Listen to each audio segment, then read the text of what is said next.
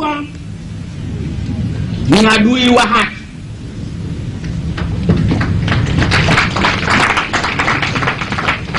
Sitatoa wala sitapokea rushwa. Msije mkadhani kwamba wakati wa awamu ya kwanza palikuwa hapana rushwa. Ilikuwa, lakini tulikuwa wakali. Tulikuwa kaza. Siku za mwanzo kabisa kwa sababu tulitaka watu wajue. Tulitaka watu wajue kwamba tutakuwa wakali sana na wala rushwa ndani ya serikali au na watu wa rushwa. Mwanzo kabisa wa kujitawala tulitaka kila mtu ajue. Tukapitisha sheria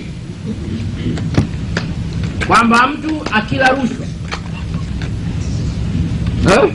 kiongozi wetu unakula rushwa,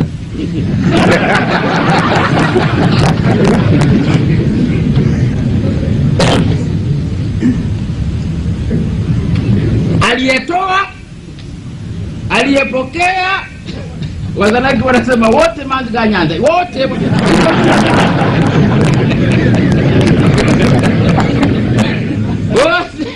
wote watapata msukosuko.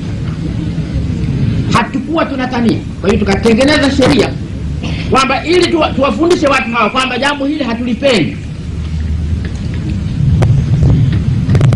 Akisha kuthibitika mahakamani kwamba kala rushwa, akisha kuthibitika mahakamani kwamba katoa rushwa, hatukumwachia hakimu uamuzi wa adhabu. Tukasema atakwenda ndani muda usiopungua miaka 2, atapata viboko 24, 12 siku anaingia, 12 siku anayotoka, akamwonyeshe mkewe.